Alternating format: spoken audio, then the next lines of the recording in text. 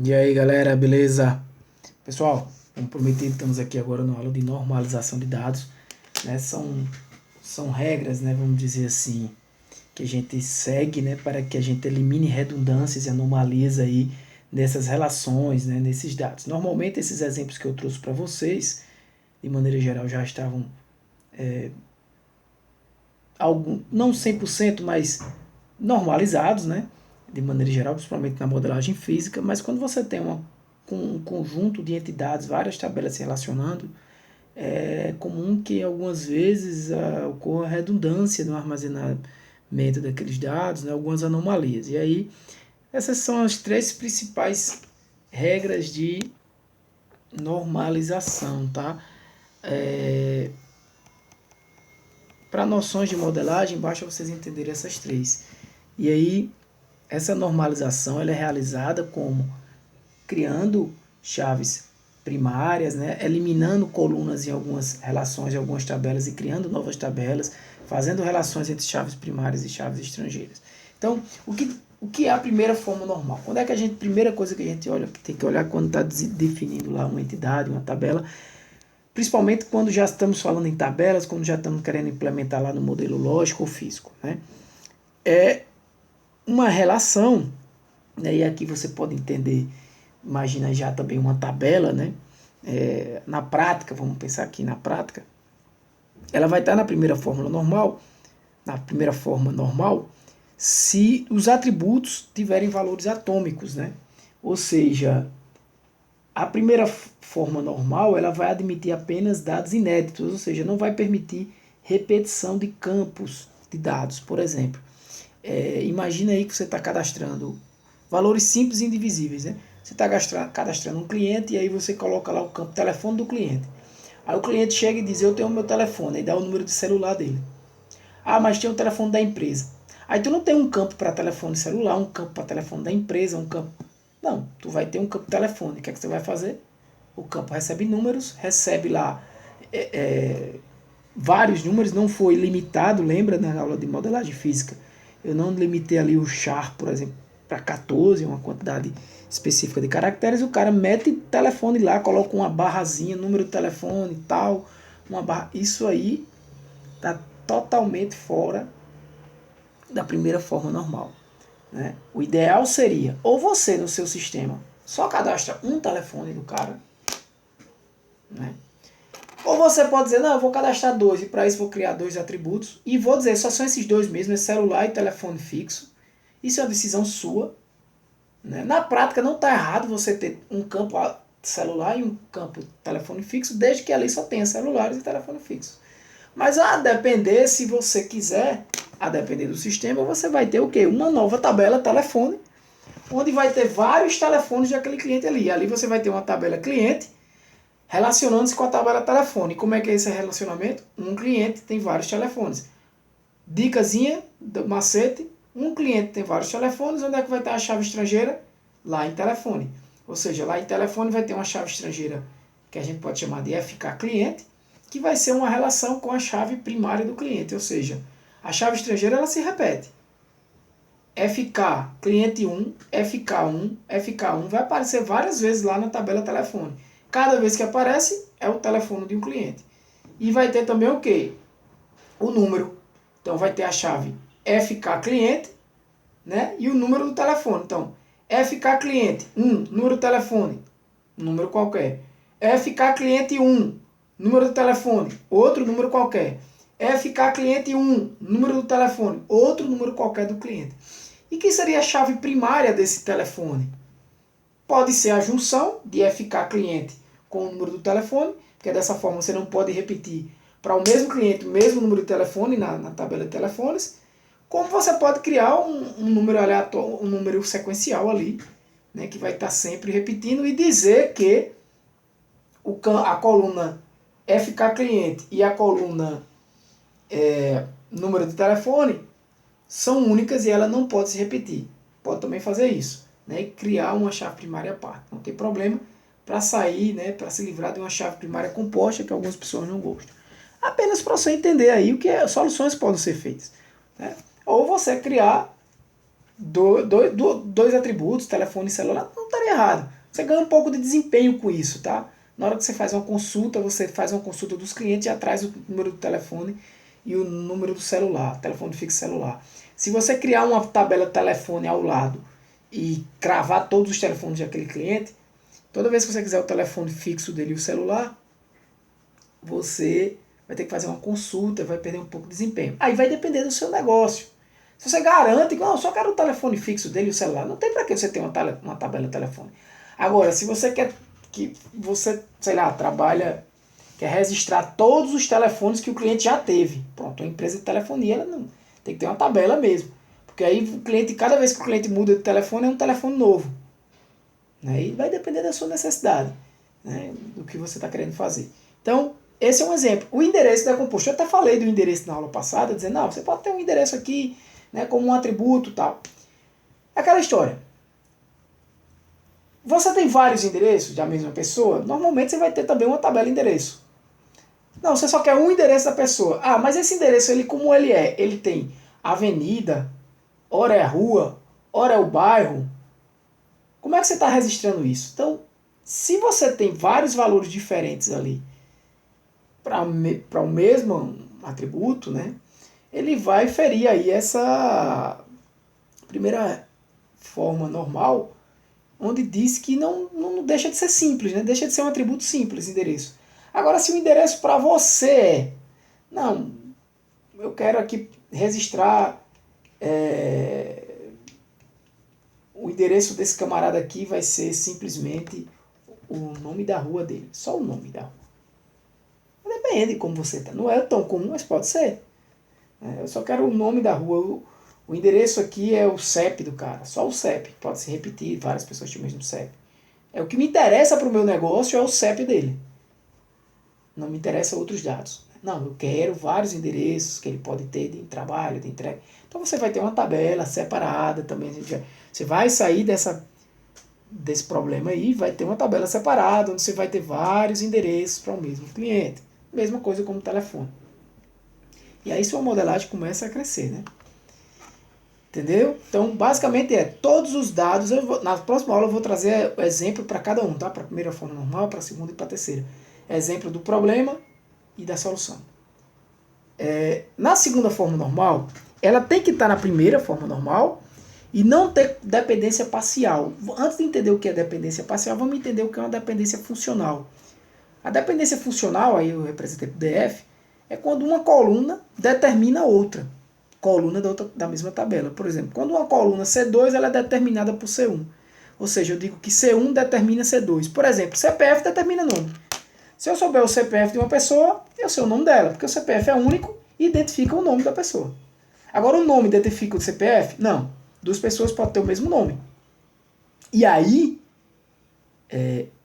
o CPF vai ser diferente. Eu posso pegar o nome de uma pessoa que vai me levar para um CPF e posso pegar um nome de uma pessoa que tem o mesmo nome dessa anterior que vai me levar para outro CPF. Então ela não identifica o CPF. Agora o inverso sim.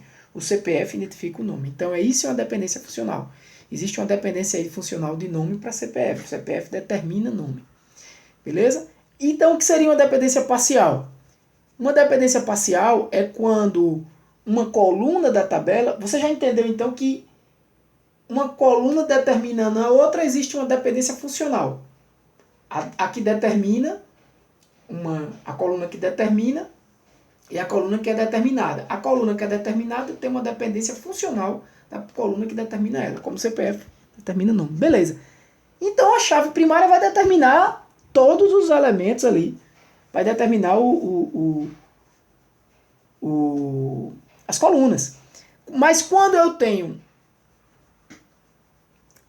colunas que são determinadas não pela chave primária, mas simplesmente por uma parte da chave primária, né, isso pode acontecer. Ou seja, primeiramente ela tem que estar na primeira forma normal, né? Todos os atributos que simples, né, indivisível, beleza. Mas também os atributos que não são chave, nesse caso aí da segunda forma normal, também tem que ser totalmente dependente da chave primária. certo? E não dependente, por exemplo, de uma chave, de uma parte da chave primária. Imagina aí que tu tá fazendo locações, então locações de filmes, tu tem lá a locação do filme A, tu tem um código da locação, né? Aí tu tem o código do filme que está sendo locado e o nome do filme. O nome do filme ele é determinado. Aí quem é a chave primária da tabela dessa locação? É a junção da locação com o código do filme com o código do cliente. É a junção, essas três juntas. Concorda? Porque a locação ela se repete. Porque é a mesma alocação, é o mesmo exemplo de compras lá que eu falei. A própria alocação, ela pode se repetir. A alocação naquele momento, naquele instante. Então é a alocação 1, que está sendo realizada pelo cliente 1, do filme 1. Locação 1, realizada do cliente 1, do filme 2. Né? É aquela mesma item de locação. Vamos chamar de item de locação, para ficar mais fácil. A locação, ela é uma... Eu tenho um item da locação. Tenho o item da locação. Eu tenho o item 1, né? Que é o filme 1, sendo locado pelo cliente 1. Ou eu tenho também, eu posso representar com o filme 2, sendo locado pelo cliente 1. Beleza. Mas se nessa tabela de locação eu coloco também o nome do filme, por exemplo, se eu coloco o nome do filme, eu lhe pergunto, quem é que define o nome do filme? É o código da locação? Não. É o código do cliente? Não. É o código do filme. O código do filme, ele define o nome do filme. Só que o código do filme, ele não é a chave primária da locação. Ele faz parte da chave primária da locação. Né? Porque quem é a chave primária da locação?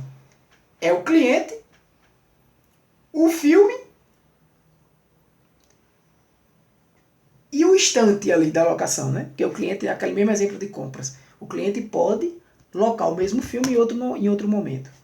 Né? Então é o cliente, o filme e o número ali daquela locação. O número dali daquela locação. O filme, o código do filme que está sendo ali representado, parte da chave primária, está determinando ali o nome do filme. Então, o nome do filme não pode estar ali naquela tabela locação. Quem tem que estar naquela tabela locação é só o código do filme. E quando eu quiser os outros dados do filme, eu vou lá na tabela de filmes e trago, a partir desse código, todos os outros dados. Então, eu vou estar tendo aí uma coluna que está dependendo de uma outra coluna que não é exatamente a chave primária, mas parte da chave primária. Então, essa tabela não está na segunda forma normal. E eu precisaria fazer o quê? Tirar a coluna nome do filme daí, dessa tabela, e deixar só a coluna código do filme. Certo? Para poder deixar ela na segunda forma normal. E a terceira forma normal, ela tem que estar na segunda e não ter nenhum atributo não primo, certo? Aí eu vou explicar o que seria essa dependência aí transitiva, né? Sendo transitivamente dependente da chave primária. Veja só, o que é essa dependência transitiva? É quando eu tenho uma coluna que ela depende da PK, né, que é a chave primária, e de outra coluna da tabela. Certo? Um atributo não chave determinando outros atributos não chave da tabela. Imagina aí que tu tem, por exemplo, tu está tendo um cadastro, uma tabela de carros. Aí tu coloca lá a placa do carro, o modelo do carro, tu está vendendo o carro, né? Quantos quilômetros o carro tem, né? Aí tu coloca o quê? O fabricante, né? A empresa. Honda, Toyota e assim por diante. Aí, o que é que acontece? Tu coloca aqui o código Honda, o código da Honda e o nome da Honda. Código Toyota e o nome da Toyota. E o código da empresa Toyota e o nome da Toyota. E o nome Toyota, né? O fabricante. O que é que acontece? Você vai ter aí uma dependência que a gente chama transitiva né? Quando você tem uma coluna depende da PK e de outra coluna da tabela, né? Fabricante, o nome do fabricante, por exemplo, Toyota, está dependendo da PK, da tabela carro, tá. Vamos dizer que a chave primária seja não sei se a placa do carro seria legal, mas vamos dizer que tem um identificador, um código do carro. O chassi lá tem. Então aquele código ali do carro, ele identifica o fabricante. Perfeitamente. Então ele define o nome do fabricante. Perfeitamente. Mas na mesma tabela eu estou dizendo que tem também um código do fabricante lá, que também está definindo o nome do fabricante. Então eu tenho uma chave primária, eu tenho uma coluna, que no caso é o nome do fabricante, o Toyota.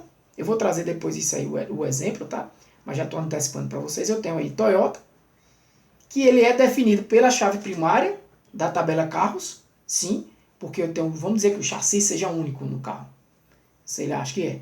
Aí, o chassi do carro define Toyota. Perfeito. Define quem é o fabricante. Perfeito. Até aí tudo em ordem. Mas aí eu disse que também tem uma outra coluna, que é código do fabricante, nessa mesma tabela carro. Então o código do fabricante também está definindo o nome do fabricante, Toyota. Então eu tenho uma dependência aí transitiva, né? Porque o chassi define o código e o código define o nome do fabricante. Tá entendendo? A chave primária, o chassi, define qual é o código do fabricante. Beleza, porque define o fabricante, então define o código do fabricante.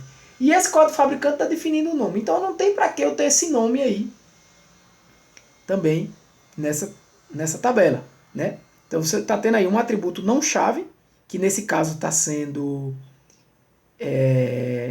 o código do fabricante, né? Determinando outro atributo não chave da tabela que está sendo o nome do fabricante. E esse atributo aí, código fabricante, ele não é chave primária, ele não é parte da chave primária também, porque a chave primária é o chassi.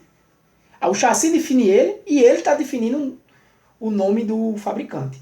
Que a partir do código do fabricante eu sei quem é o fabricante. E a partir do chassi eu sei quem é o código do fabricante. Então, se a partir do chassi eu sei quem é o código do fabricante, e a partir do código do fabricante eu sei quem é o nome do fabricante, e isso tudo está na mesma tabela, ela não está na terceira forma normal. Porque existe uma dependência transitiva aí. De quem? O nome do fabricante está dependendo do código do fabricante e transitivamente dependendo da chave primária. E a chave primária definindo aí o código do fabricante que define o nome do fabricante. Ou seja, dependência transitiva. O que é que acontece? Da mesma forma que na segunda forma normal, você vai tirar esse nome do fabricante aí. Mas qual é a grande diferença para você entender da segunda forma normal? Na segunda forma normal, eu tirei também a coluna lá de título do filme, só que o código do filme fazia parte da chave primária da tabela. Então era uma dependência parcial da chave primária, não era dependência, não pode ter dependência parcial da chave primária. Os atributos, na segunda forma normal, os atributos não podem depender de parte da chave primária, depender de toda. Na terceira aqui eu não estou tendo uma dependência parcial, não. Por quê? Porque o código do fabricante ele não é uma parte da chave primária. Não, a chave primária é definida pelo chassi, ponto final. Né? Ele não é parte da chave primária. Ele é uma chave estrangeira aí futuramente, até que a terceira forma normal seja resolvida, que nesse caso ele vai ser uma chave estrangeira depois, né? Ele vai permanecer na tabela, o código, agora o nome do fabricante vai sair, mas perceba que mesmo quando ele estava na tabela código fabricante, nome do fabricante, o código fabricante não faz parte da chave primária. A chave primária é o chassi e acabou-se. Agora lá no exemplo do filme, não. O código do filme, junto com o código da alocação e o código do cliente, faziam parte da chave primária. Então o nome do filme estava sendo definido por uma coluna que é parte da chave primária. Ou seja, dependência parcial da chave primária. Estaria errado, por isso que a gente tirou o nome do filme, o título do filme de lá. Nesse caso aqui eu tenho uma coluna, nome do fabricante, que está sendo definido por uma coluna, código fabricante, que não é parte da chave primária, mas é definida pela chave primária. Óbvio que tem está definindo lá, a chave primária está definindo o código fabricante e de fato tem que definir. Né?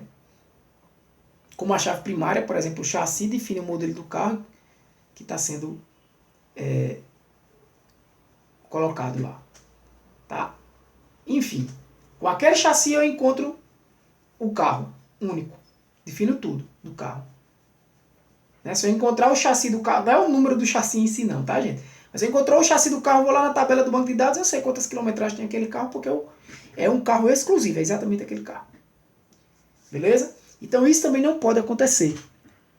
Quando você vê que isso acontece, você vai ter o quê? Esse nome do fabricante sai daí. Vai existir uma tabela fabricantes, que vai ter lá uma chave primária código fabricante, que vai ser representado por uma chave estrangeira lá em carro, código fabricante também, que vai fazer essa ligação aí para quando eu precisar dos dados do fabricante, eu pego esse valor que está no código fabricante da chave estrangeira lá em carro, jogo lá no fabricante e pego ele.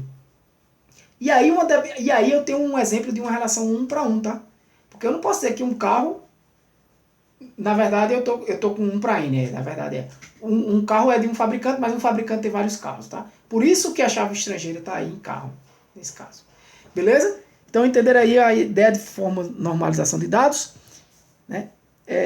Um comentário importante da normalização de dados também, gente, é que isso aqui é para modelagem dos dados, para evitar redundâncias e anomalias. Mas em alguns casos, como a gente vai discutir depois, principalmente quando se fala em outro assunto que não é um assunto de banco de dados, mas é um assunto que relaciona a modelagem de dados, que é quando a gente está fazendo uma modelagem de dados em análise de dados, por exemplo, quando a gente está fazendo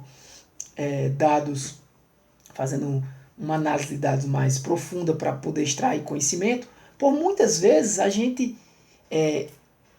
extrai dados de um banco de dados, transforma esses dados e carrega esses dados por exemplo, em uma estrutura de data warehouse, por exemplo, eu não vou entrar nesse assunto aqui agora, esses dados lá, nesse formato, eles não vão estar normalizados.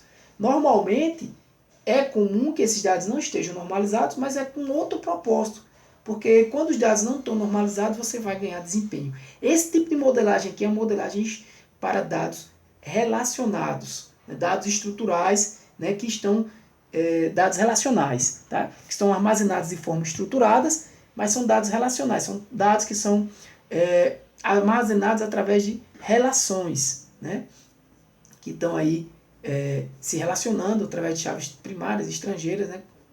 Essa ideia aí que eu estou trazendo para vocês.